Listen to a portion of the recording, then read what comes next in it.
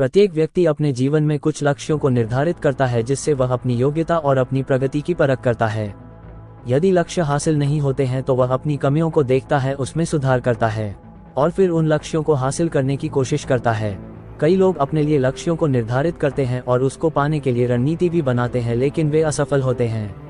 जागरण अध्यात्म में आज हम भगवान बुद्ध से जुड़ी एक प्रेरक घटना के बारे में बता रहे हैं, जिसमें आपके लिए एक संदेश है। भगवान बुद्ध को जब ज्ञान की प्राप्ति हो गई तो फिर वे संसार को उस ज्ञान से आलोकित करने निकल पड़े। भगवान बुद्ध किसी गांव में जीवन के विभिन्न आयामों पर प्रतिदिन व्याख्यान देते। उनके प्रवचनों में जीवन का सार छिपा रहता। उनकी बातों को लोग बहुत ही गौर से सुनते थे। एक व्यक्ति बिना नागा किए उनके व्याख्यान सुनता। काफी समय बीत जाने के बाद भी उसने अपने अंदर कोई विशेष बदलाव नहीं पाया है।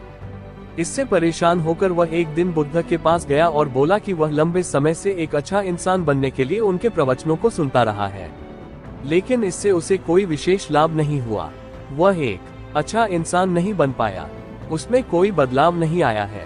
उसकी बातों को सुनकर बुद्ध मुस्कुराए। उन्होंने उसके सामने उसके गांव का नाम, वहां तक की दूरी, वह वहां कैसे जाता है आदि जैसे प्रश्नों की झड़ी लगा दी। जब बुद्ध ने उससे कहा कि क्या वह यहाँ से बैठे अपने गांव पहुंच जाएगा, तो वह झुंझला गया। उसने कहा कि ऐसा तो बिल्कुल भी संभव नहीं, उसे वहां तक पहुंचने के लिए पैदल चलकर जाना ही होगा। इस पर भगवान बुद्ध ने कहा कि अब आपको अपने प्रश्न का उत्तर मिल गया होगा।